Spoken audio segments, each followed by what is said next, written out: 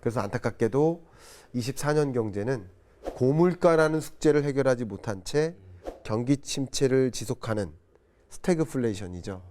그래서 스태그플레이션으로 전망을 했습니다. 돈이 되는 지식토크 뒷동산입니다. 이번 시간 경제 읽어주는 남자 김광석 교수님 모셨습니다. 이 매년 이제 경제 전망서를 내고 계신데, 네. 뭐 이제 대중의 언어로 경제 전망서를 내신다는 게 쉬운 일은 아닐 것 같은데, 네. 어떤 마음으로 이렇게 매년 책을 내고 계신가요? 한 6년 전부터 경제 전망서를 대중적으로 써보자 하는 마음으로 임하고 있고, 그리고 2050년까지 쓰기로 독자분들하고 약속을 한 상태고. 네, 평생 쓰신다는 말씀이신 거죠? 그렇습니다. 네. 그리고 이번 24년 경제 전망서는 그 6번째 약속입니다. 그래서 커리어 통산으로 보면 대략 한 13번째 경제 전망인데, 네. 대중서로는 6번째 경제 전망 이렇게 좀 할 수 있을 것 같습니다. 네. 내년 경제 전망을 좀 본격적으로 얘기하기 전에 네. 2023년 이제 전망도 하셨었는데, 네. 그때는 이제 또 모두가 가난해진다 이런 네. 말씀도 하셨었어요. 지금 맞아요. 와서 보면 2023년 경제 전망은 좀 어떻게 평가할 수 있을까요? 제 2023년 경제 전망을 하면서 리세션이 시작된다. 경기 침체가 온다. 그리고 그때는 경기 침체 온다는 표현을 들으셨을 때 1년 전에 네. 너무 공포감을 조성하는 거 아니냐라고 말씀을 좀 주신 분들도 계셨습니다. 그 당시에. 근데 1년을 지나놓고 보면 사실 제가 굉장히 낙관적으로 전망했었습니다. 예, 그때 오히려. 네. 당시에 제가 1.89%를 전망치를 제시했었고요. 지금 전망치는 1.4%로 하향 조정한 상태인데, 그때 그 전망치를 좀 공포감으로 받아들이신 분이 계시지만 지금은 결과적으로 굉장히 오히려 낙관적으로 전망했던 경기 침체에 맞고요. 그리고 이 경기 침체 국면에서 모두가 가난해진다라는 화두를 던졌었던 것은 네. 우리네 삶이 명목 소득이라고 하죠. 가처분 소득의 명목 기준이 있고 실질 기준이 있는데, 기자님도 명목 기준의 가처분 소득, 그게 통장에 찍히는 소득이에요. 네. 그 숫자가 줄지는 않아요. 잘. 근데 그걸 가지고 살 수 있는 물건의 개수는 줄어들어요. 그렇죠. 그걸 실질 소득의 개념이라고 하죠. 네. 그래서 명목 소득과 실질 소득 간의 격차가 벌어진다. 그거를 모두가 가난해진다라는 표현을 썼고요. 그만큼 물가가 5, 6% 오를 때 소득도 같이 5, 6% 증가하지 않으면 네. 그럼 가난해지는 그렇죠. 거거든요. 네. 그런 어떤 경제 국면임을 표현했었던 것이고, 저는 이제 가계가 그만큼 가난해지면 가계 소비 여력이 줄어드니까 기업도 가난해지는 거예요. 비용 부담은 커지죠. 뭐 인건비나 자재값이 오르니까. 근데 매출은 잘 안 일어나죠. 하물며 이자 상환 부담은 가중되니까 기업들은 역시 힘들어요. 가계와 기업이 힘드니까 정부도 힘들죠. 세수가 줄어드니 세출을 늘릴 수가 없죠. 이렇게 가계, 기업, 정부, 경제의 3대 주체가 모두 가난해진다라는 표현을 썼었고, 역시 1년 전에 그 말씀을 드렸었을 그 순간보다 지금은 그 전망했던 것보다 더 가난해진 건 사실입니다.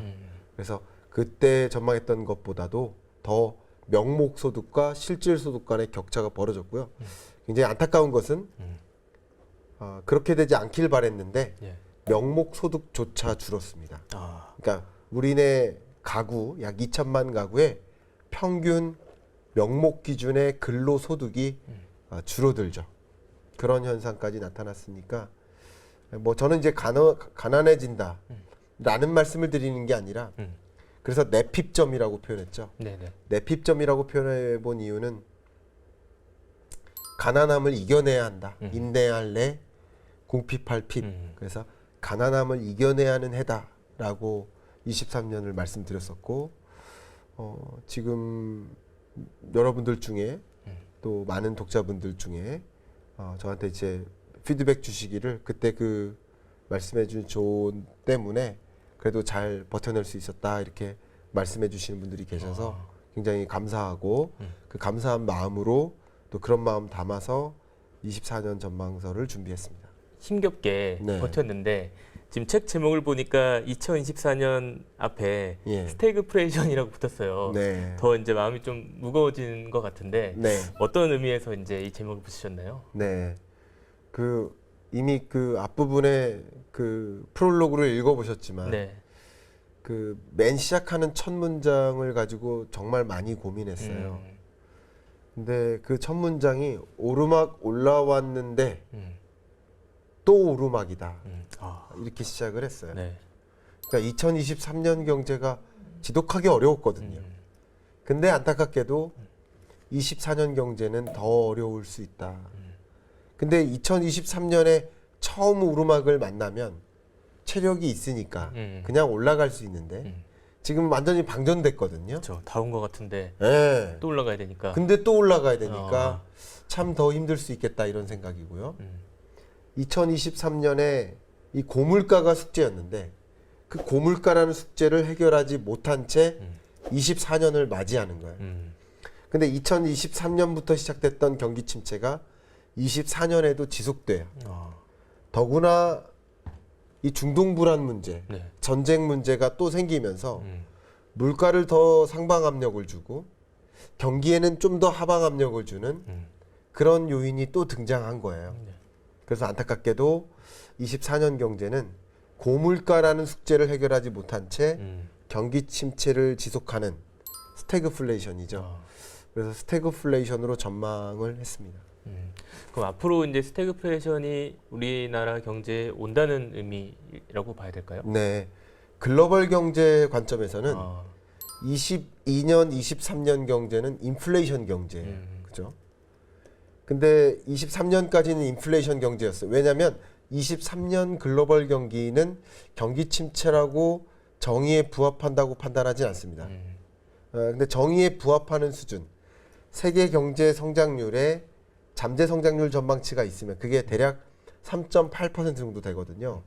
그 수준을 소폭 밑돌면 다소 체감적으로 말씀드릴게요. 경기 둔화. 그것을 예를 들어서 한 3% 정도도 밑돈다. 그럼 이제 경기 침체에 부합한다 이렇게 말씀드리면 가장 이해하시기가 편하실 텐데 세계 경제라는 차원에서는 올해 경제는 경기가 둔화되는 국면이고 내년 경제는 올해보다 성장률이 더 낮으니까 IMF 전망치 기준으로는 올해가 3.0, 내년이 2.7, 2.7에서 2.9%. 2.7은 이제 OECD 전망이고요. 월드뱅크 전망이 있고 IMF 전망이 있는데 올해가 3.0이라고 한다면 내년은 높아봐야 2.9. 그 3대 경제 관련 국제 기구의 전망대로 그렇기 때문에 올해보다 내년이 더 안 좋죠. 그러면 말 그대로 경기 침체의 기준에 부합합니다. 근데 고물가라는 숙제는 해결되지 않을 것으로 보고 있어요. 내년까지도. 스태그플레이션에 부합하죠. 근데 한국 경제는 제가 23년 전망서에도 네. 제가 매년 그 경제 전망서에 20가지 트렌드를 써요. 그게 그 해를 결정지을 경제 트렌드다.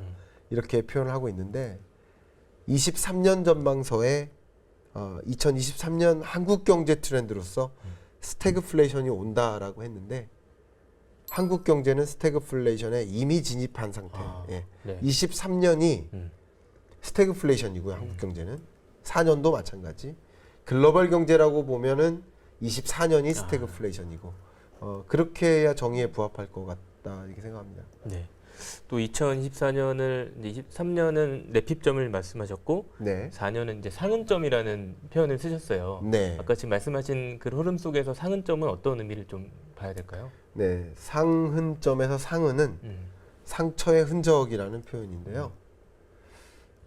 상처의 흔적은 상처는 났지만 흉터처럼 흔적이 남는다 이런 뜻이거든요. 여파가 있다는 거죠. 여진. 그 상처는 코로나19와 러시아 우크라이나 전쟁이고요. 네. 이 상처는 머릿속에서 지워지지만 그러나 상처의 여진, 흔적은 그 흉터로서 남아요. 그게 스태그플레이션이다 이렇게 표현을 하고 있습니다. 조금 추가적으로 설명을 드려보면요. 코로나19의 충격, 러시아 우크라이나의 전쟁의 충격, 그 충격은 사실 머릿속에 지워지잖아요. 근데 마치 비유적으로 설명드리면 우리가 뭐 이렇게 길 가다가 크게 넘어져요. 그래서 다쳤어요. 그 다친 건 나을 수도 있죠. 근데 그것에 어떤 후유증이 남죠. 뭐 트라우마나 이런 그렇죠. 것처럼. 예. 마치 그런 느낌인 거죠. 그런데 역사적으로 봐도 항상 그런 경제 위기급의 큰 외재적 충격은 그 충격이 코로나19 지금 끝났잖아요. 소위 끝났다고 생각하시잖아요. 끝났다 하더라도 그것에 여파가 남는 거죠. 네. 그런 상처의 흔적이 남는데 그게 스태그플레이션의 형태로 남는다. 이렇게 표현하기 위해서 상흔점이라고 표현해 본 겁니다. 네, 지금 뭐 미국의 또 경기 침체, 또 중국발 부동산 위기도 있었고 네. 이런 이제 세계 경제의 흐름 속에서 우리나라 이제 경기 침체 영향이 어떻게 좀 전개될지 이런 네. 좀 큰 그림 속에서는 어떻게 봐야 될까요? 그 문제에 대응하는 움직임, 그게 주로 미국과 유럽이 그런 움직임에 힘을 다 빼요. 그러니까 그게 고금리의 역습을 받는 모습 이렇게 표현해 볼 수 있겠어요. 근데 중국 경기도 23년 좀 어렵고요. 중국 경제는 조금 다른 방면의 충격인데 디플레이션 우려인데요. 그러니까 중국 경기도 어렵고 미국 경기도 어렵고 유럽 경기도 어렵고 그러니까 3대 주요 권역이 어려워요. 그래서 이들의 경제 성장 기여도 숫자로 말씀드리면 경제 성장 기여도가 빠지면서 세계 경제 성장률이 올해보다도 내년 더 떨어지는 흐름인 거예요. 그런 국면인데 우리는 유독 미국과 중국에 대한 의존도가 그렇죠. 높은 네. 거고요. 그러니까 우리라고 뭐 굉장히 높은 성장세를 기대하기는 좀 어렵다. 그래서 23년 경제도 2%라는 잠재 성장률을 밑돌 것으로 전망하는데 24년 경제는 역시 그거보다 어렵거나 어쨌든 2%를 밑도는 1%대 성장률로 현재로서는 전망하고 있습니다. 지금 이제 그 경기 침체 얘기를 많이 해주셨는데 네. 이게 경기 침체와 경제 위기는 다르다 이런 말씀도 하신 걸 제가 들었어요. 네. 어떻게 좀 저희가 구분을 하면 아유, 좋을까요? 너무 중요합니다. 네. 제가 경기 침체 온다라는 말씀을 1년 전부터 드리니까 네네. 그 말씀을 들으시고 스스로 이제 해석하시기를 경기 침체와? 그럼 경제 위기 온다고 그러네? 보통은 그렇죠. 네. 아니거든요. 음. 전혀 다른 거라고. 그래서 이거를 정말 많이 강조해서 설명드리고 있어요. 네. 또 한 가지는 네. 경기 침체 온다라는 말과 분명 주식 침체라는 말은 달라요. 또 역시 경기 침체라는 말과 이 부동산 시장 침체라는 말은 달라요. 전혀 다른 것이고요. 아. 전혀 달리 움직이는 걸 우리는 이미 목격했어요. 근래 경제. 그걸 구분해서 이해하시면 좋겠다. 이 말씀을 드리고요. 경제 위기와 경기 침체를 구분짓는 것도 굉장히 중요해요. 경기 침체 온다. 그래, 제발 좀 정말 위기 와가지고 한번 훅 털고 가자. 이렇게 말씀하시는 분들 계세요. 네, 맞아요. 네. 집값 팍 조정되고 그때 내 집 사겠다. 근데 경제 위기와 경기 침체는 다릅니다. 경제 위기는 그림을 그리실 때 V자를 연상하시면 좋아요. 역성장.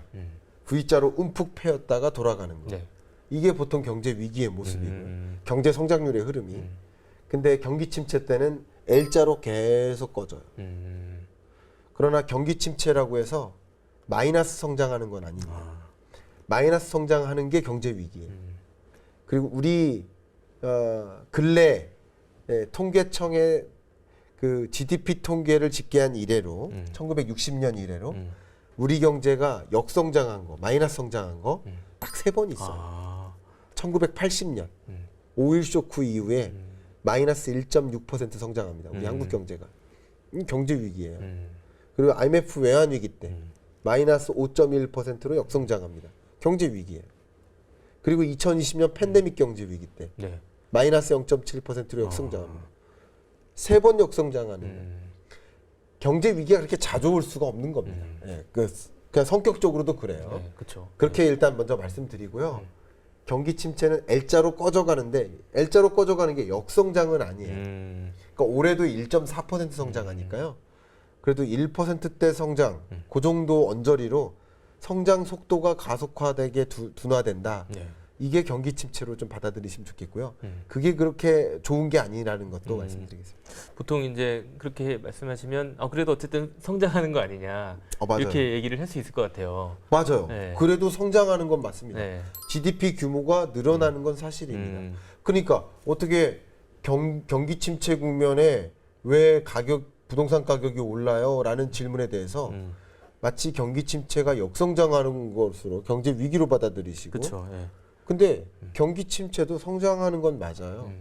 그러니까 가격도 오르는 게 맞을 수도 있어요. 그러니까 그거는 이따가 더 자세히 말씀드리고 네. 궁극적으로 실물 경제상에서 일어나는 현상들과 자산 시장에서 일어나는 현상들이 분명히 연결고리가 있거든요. 최근에 보니까 이제 뭐 글로벌 그런 스태그플레이션 경기 침체 속에서 IMF가 세계 주 은행들도 뭐 3분의 1 이상을 위험할 수 있다. 뭐 이런 네. 얘기도 들었었는데 네. 실제적으로 이런 그 글로벌 경기 침체가 좀 어떤 영향을 좀 미칠 수 있을까요?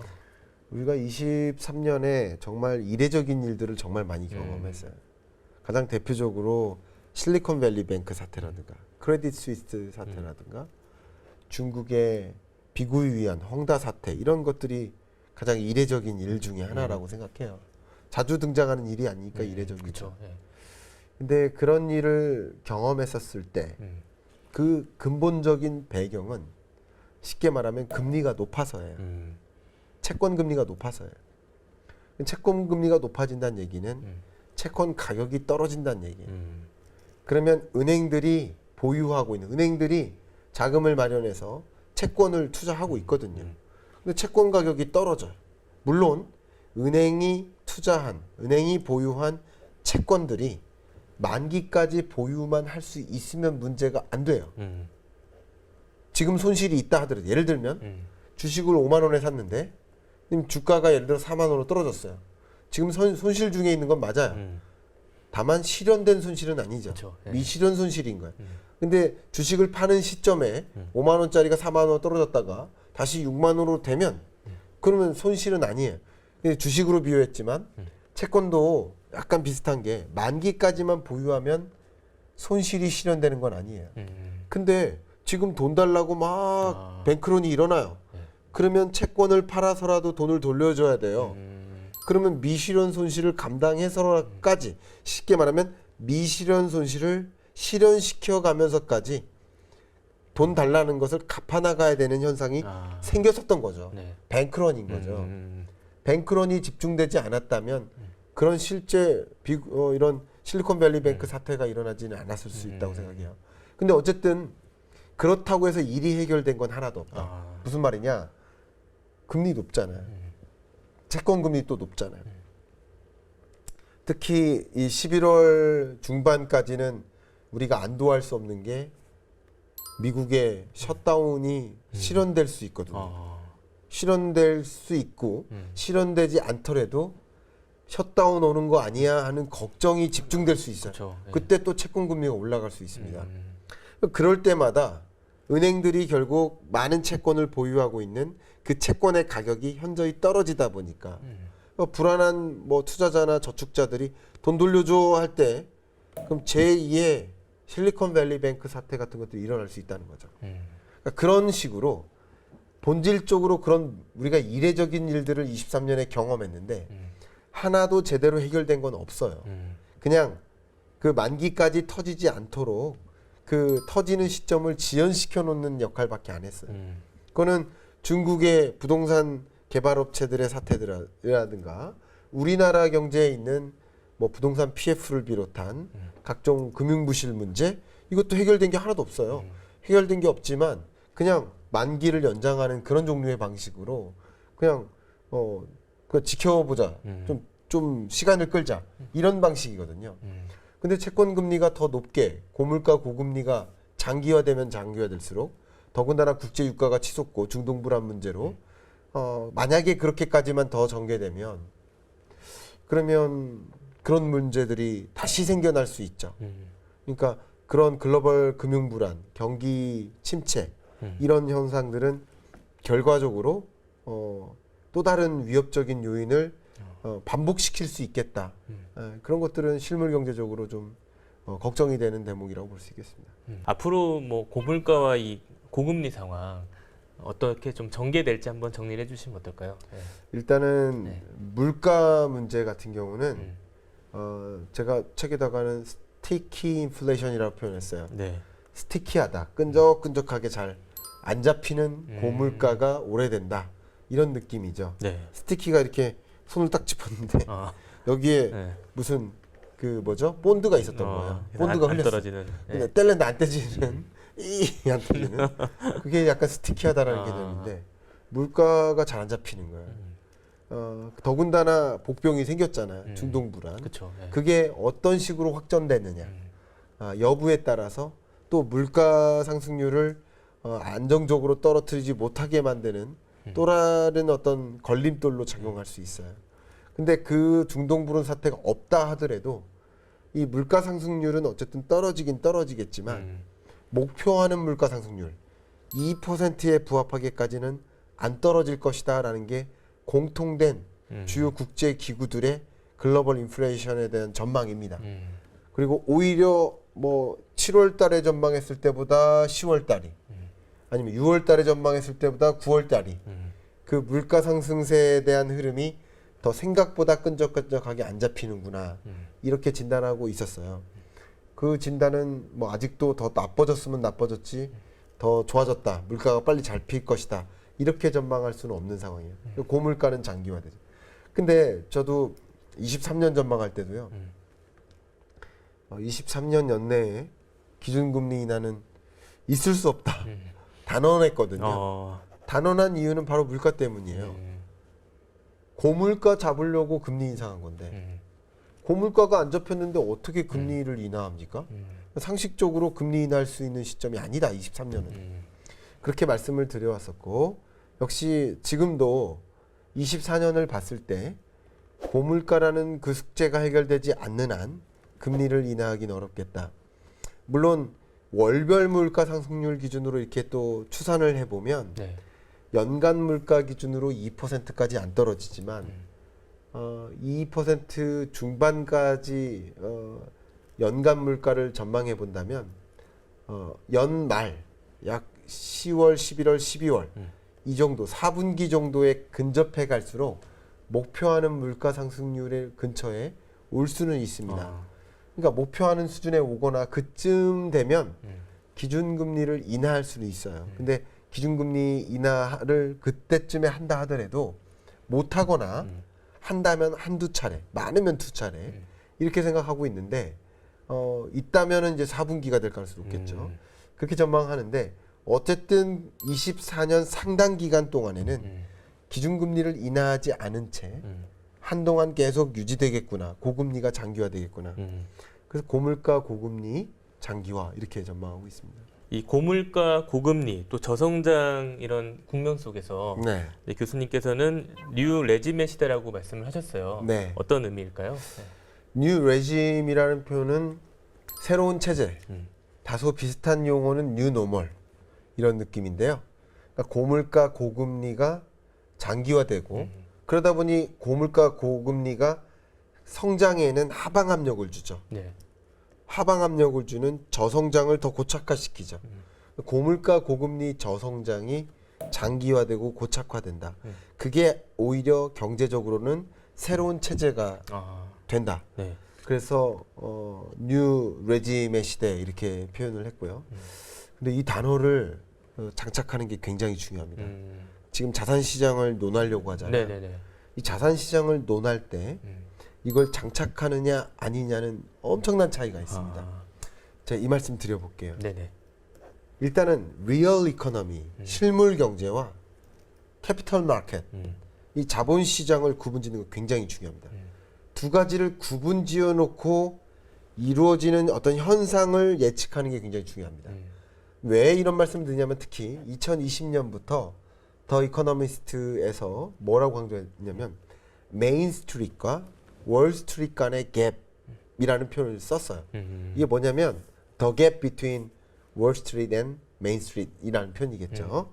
근데 이게 무슨 말이냐면 메인 스트리트는 실물 경제예요. 네. 리얼 이코노미예요. 그리고 이 월 스트리트는 자본 시장을 뜻해요. 두 개가 전혀 따로따로 움직인다라는 뜻이에요. 네. 지진이 일어나 가지고 땅이 갈라지듯이. 그러니까 전혀 다른 시장인데 경기 침체 온다라는 표현은 실물 경제적 특징이고 경제 위기 온다는 것도 실물 경제적 특징인데 그런 어떤 경기 악화를 자본 시장에서도 비슷하게 전개될 것이다라고 판단하면 안 된다는 거죠. 미스저지가 일어날 수 있다. 그래서 굉장히 중요한 표현이라는 그게 거죠. 중요한 개념이네요. 네, 중요한 표현입니다. 좀 강조할게요. 먼저 실물 경제죠. 리얼 이코노미라는 것을 관점을 말씀드립니다. 잠깐 용어를 소개한다면 네. 실물 경제는 뭐냐면 가게가 소비 활동하는 거예요. 기업이 생산 활동하는 거예요. 그리고 신규 사업 진출하고 그러면서 투자하는 거예요. 또 순수출, 수출하고 수입하는 거예요. 정부가 정부 지출하는 거예요. 네. 이게 리얼 이코노미입니다. 실물 경제, 그죠? 경제가 이렇게 운용되는 거예요. 근데 운용된 결과물이 뭐죠? GDP죠. 그 GDP 증가 속도가 둔화되는 게 경기 침체인 거예요. 그게 실물 경제적 현상이에요. 고물가가 장기화되고 고금리가 장기화되고 그러다 보니 저성장이 일어나고 네. 근데 그 저성장 국면에 놓이면 일본 경제 생각해 보세요. 역동성을 잃어요. 저성장을 받아들여요. 그러니까 적극적으로 신규 사업 진출하려고 하지 않고 돈이 있어도 저축만 하고 그리고 벤처 기업 육성도 안 되고 스타트업 한다고 좋은 아이디어와 기술을 갖고 있어도 거기에 투자해 주지 않고 경제가 그냥 이 뉴 레짐으로 고착화되는 거예요. 실물 경제적으로는. 이 실물 경제적으로 더 중요한 게 네. 금리의 레벨이 중요합니다. 실물 경제는. 그러니까 2%냐 5%냐가 중요해요. 그렇죠. 네. 그럼 5%면 부담이 되는 거예요. 가계도 마찬가지. 그리고 실물 경제적으로 금리도 그렇고요. 물가 말씀드리면 네. 물가도 물가 상승률이 중요한 게 아니에요. 실물 경제에서는. 예를 들어서 이런 물건이 있는데 이게 2,000원이었어요. 올해는 4,000원이에요. 그럼 이게 몇 퍼센트 올랐습니까? 100% 올랐잖아요. 네, 그렇죠. 그럼 4,000원에서 만약에 6,000원으로 올라요. 그럼 2,000원 또 올랐죠. 그럼 몇 퍼센트 올랐습니까? 이번에는 50% 오릅니다. 그러니까 물가 상승률은 떨어지잖아요. 근데 물가는 여전히 2,000원씩 네. 올라가잖아요. 근데 실물 경제적으로는 물가 상승률이 떨어지는 게 중요합니까? 아니면 물가가 2,000원씩 오르는 게 중요합니까? 나의 소득이 예를 들어서 500만 원인데 이 물건 가격이 내 교통요금이 가스요금이 전기세가 그게 얼마냐가 중요하거든요. 그게 올라가면 올라갈수록 부담을 주는 거예요. 그렇죠. 예. 그러니까 실물 경제적으로는 물가 상승률이 떨어지는 현상, 높은 물가 상승률이 유지돼도 물가가 여전히 오르고 있으니 그게 다 부담을 주는 거예요. 자, 근데 캐피털 마켓 굉장히 중요합니다. 캐피털 마켓 혹은 어셋 마켓 혹은 파이낸셜 마켓 다 마찬가지예요. 그러니까 자본 시장, 자산 시장, 금융 시장 다 마찬가지. 그쪽에서는 가만히 생각해 보시면 그 레벨이 중요하지 않아요. 공포감이 중요해요. 맞습니까? 이 시장은 분명 돈이 들어오느냐 나오느냐가 결정자예요. 왜냐하면 리얼 이코노미는 앞에 말씀드린 것처럼 규모입니다. 규모. GDP 규모, 소비 규모, 생산 규모. 근데 이 자본 시장은요. 가격이에요. 가격은 수요와 공급에 의해 결정되니까 실물 경제가 악화되더라도 돈이 자본 시장으로 유입되면 그 가치는 올라가는 거예요. 그게 2020년 팬데믹 위기 때 그랬어요. 그러네요. 예. 맞죠? 예. 그러니까 돈의 유입과 유출을 봐야 됩니다. 근데 돈의 유입과 유출은 뭐가 결정돼요? 금리의 레벨이 결정짓나요? 2%냐, 5%냐가 결정져요? 아니면 2%에서 5%로 막 올라가고 있을 때 공포감을 느낄 때 그때 돈의 유출입을 결정져요. 공포감입니다. 시장은 자이언트 스텝을 또 하네? 또 하네? 공포감을 느끼고 그때 시장에서 도망 나가요. 돈이 빠져나갑니다. 그때 주가가 무너지는 거예요. 반대로 팬데믹 경제 위기 때 공포감 때문에 주가도 같이 무너졌지만 금리를 급격히 끌어내리면서 다시 시장에 돈이 유입이 있겠네? 기회가 있겠네? 이렇게 조정됐을 때 들어가야지 공포감을 오히려 안 느껴요. 이미 알고 있는 불확실성은 더 이상 불확실성이 아니다. 그리고 그 공포감조차도 특히 그 변화를 직감할 때 공포감을 느끼고 그 변화도 항상 그 초반의 공포감을 느껴요. 그러니까 금리를 제로 금리를 계속 유지하다가 2022년에 금리를 막 올릴 때 공포감을 느껴요. 근데 22년에 금리를 자이언트 스텝 4번 연속할 때 그때 공포감을 느낍니까? 아니면 지금 5.5% 기준금리에서 계속 유지될까봐 공포감을 느낍니까? 올라갈 때가 더 올라갈 때잖아요. 그죠. 예. 그러니까 자본시장을 결정짓는 건 공포감인 거예요. 근데 보세요. 고물가, 고금리, 저성장이 뉴 레짐, 새로운 표준이 된다. 고착화된다. 라고 한다면 고물가가 공포스러울까요? 고금리 때문에 공포스러울까요? 저성장이 또 공포스러울까요? 그건 아니에요. 이게 유지되다 보면 받아들이기 시작합니다. 또 금리 관점에서 말씀 또 드려보면 네. 특히나 우리 시장에서 뭐라고 해석할 거냐면 24년 되면 금리를 추가적으로 인상 안 한다. 금리 인상 끝났다. 이거는 상대적으로 뭐예요? 공포감입니까? 기대감입니까? 뭐 둘 중에 하나를 고르라면 이제 기대감. 기대감이에요. 예. 금리 인상 안 한다라는 기대감. 더군다나 그 고금리가 오랫동안 유지되면 24년 예를 들어 2분기, 3분기까지 고금리가 유지되면 그럼 2분기, 3분기쯤에는 어떤 생각을 또 할까요? 곧 금리 인하 하겠네. 네. 기대감이죠. 이제 내릴 일만 남았다. 그렇죠. 뭐 그런 생각이죠. 그렇죠. 예.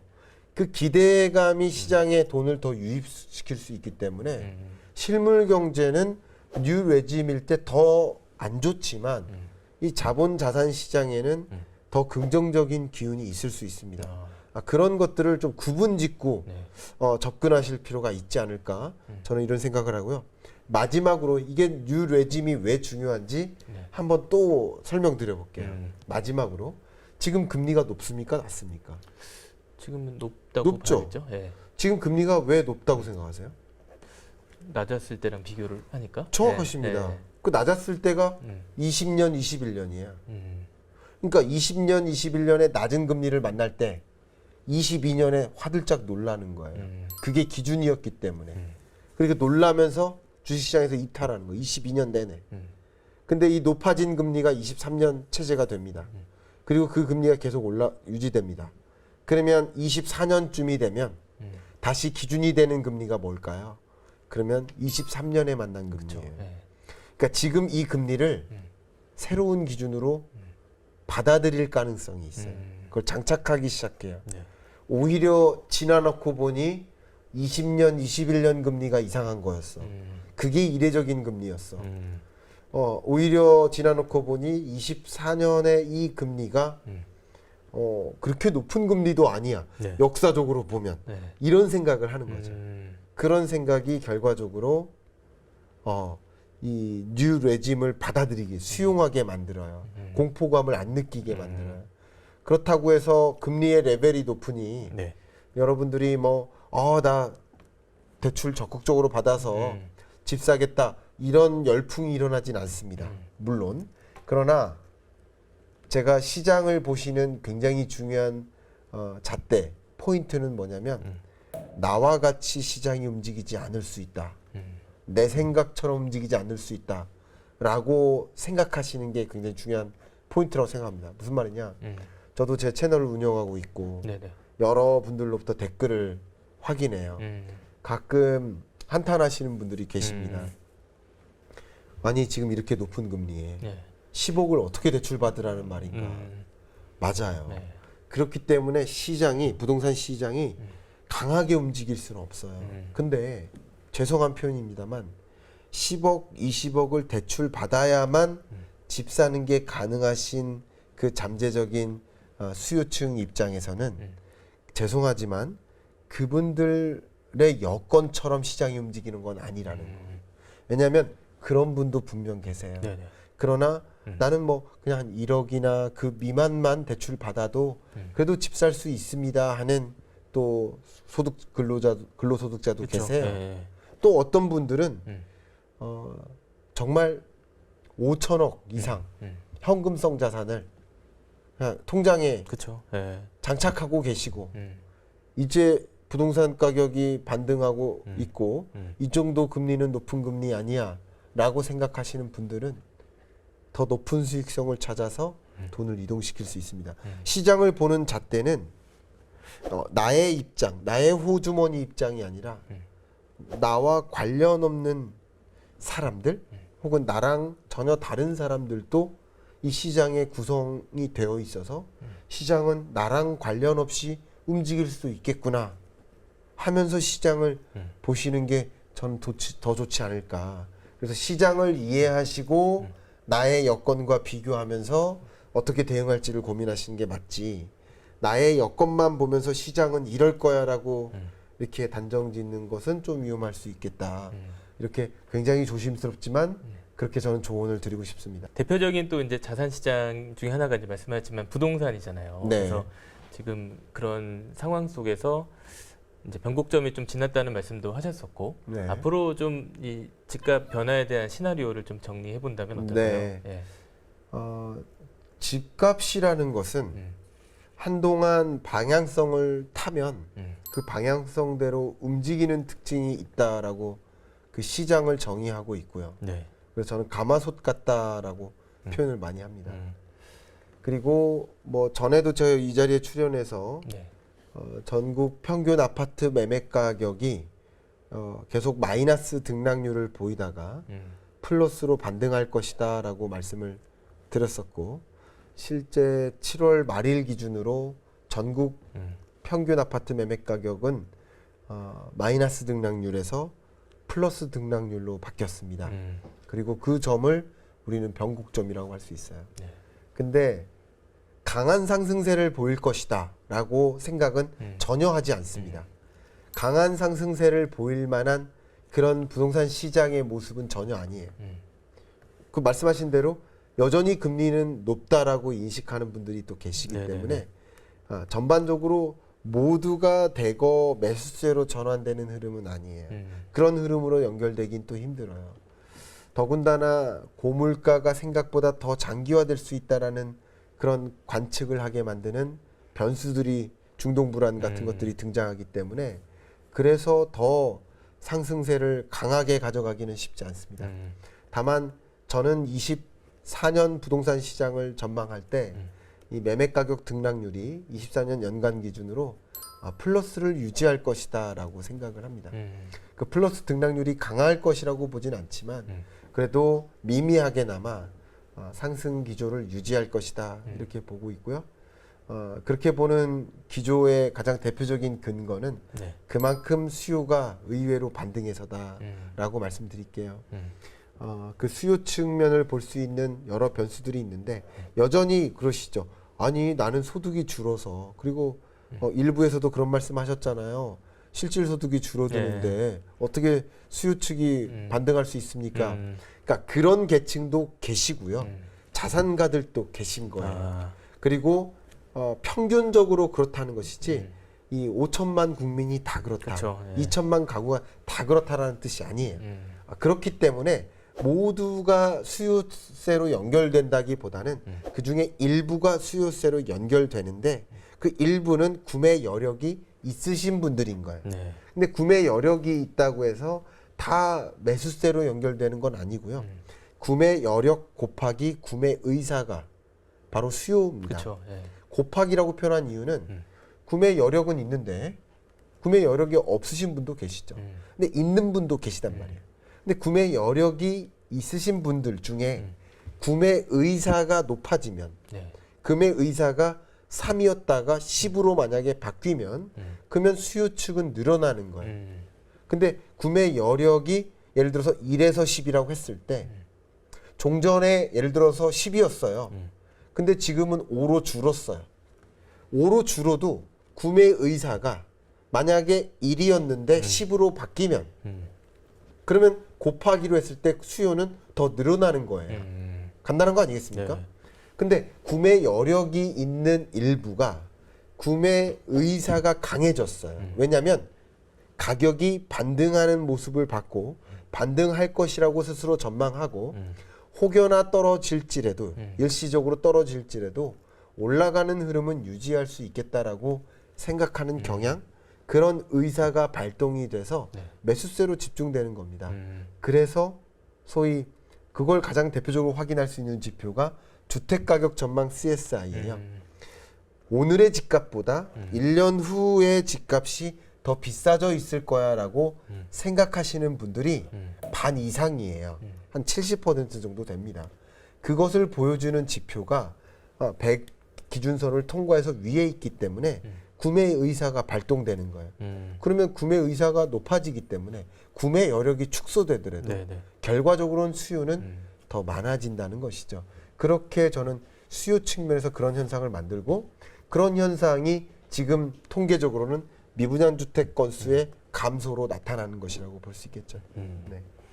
또 이제 뭐 일부에서는 2023년 상반기까지 부동산 시장 조정 기간이 너무 짧았던 거 아니냐 이런 말씀도 하시잖아요. 네. 그런 측면에서는 어떻게 좀 대답을 해야 될까요? 네. 너무 좋은 질문 주셨는데요. 네.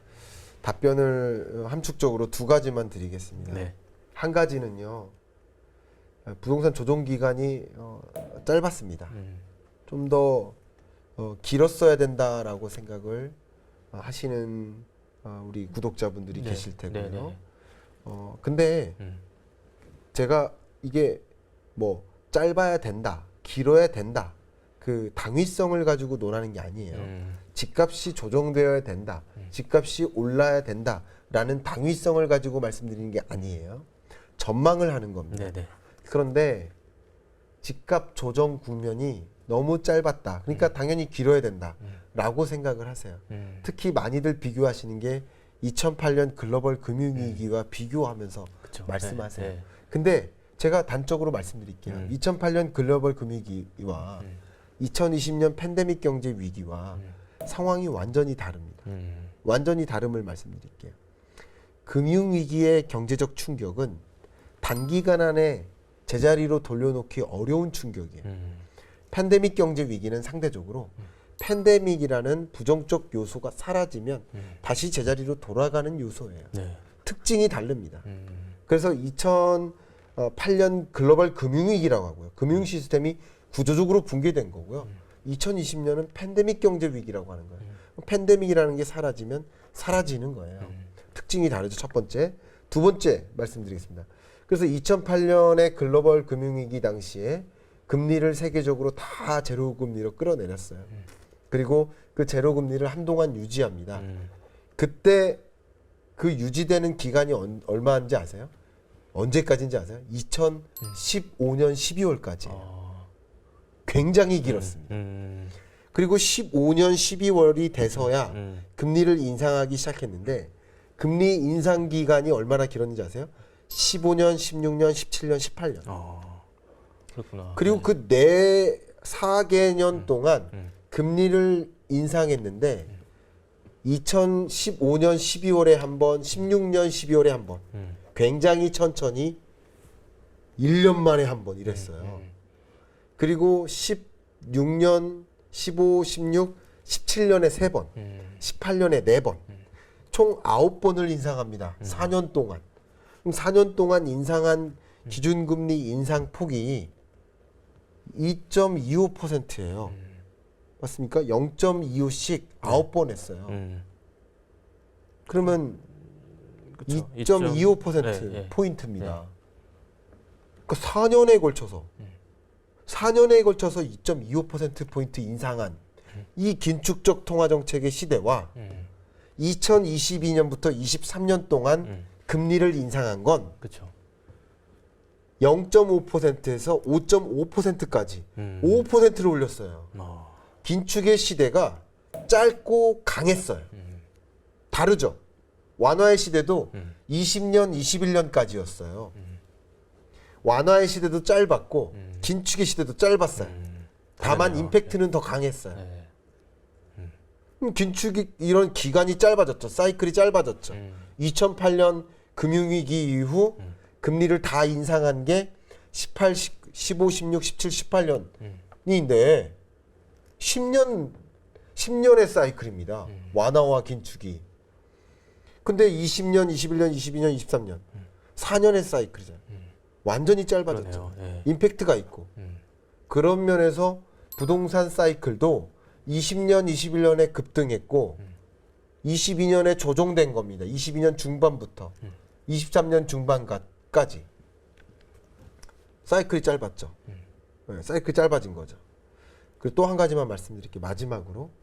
왜냐하면 이렇게 집값이 더 조정되어야 된다라고 네. 말씀하시는 입장이 많이 계시기 때문에 집값 뭐 이 정도면 조정 다 된 거다라고 표현 드리면 많이 안 좋아하세요. 네, 근데 저는 네. 그렇다 하더라도 제가 보고 있는 걸 그대로 말씀드릴게요. 또 내 집 마련을 준비하시는 무주택 세대주 입장에서는 네. 같이 좀 조언도 같이 해주시면 좋을 것 같아요. 네, 네. 특히 집값 더 조정돼야 되지. 이거 가지고 이거 조정이라고 끝나면 되느냐. 저는 당위성을 말씀드리는 게 아니에요. 당위성이 아니에요. 전망을 말씀드리는 거예요.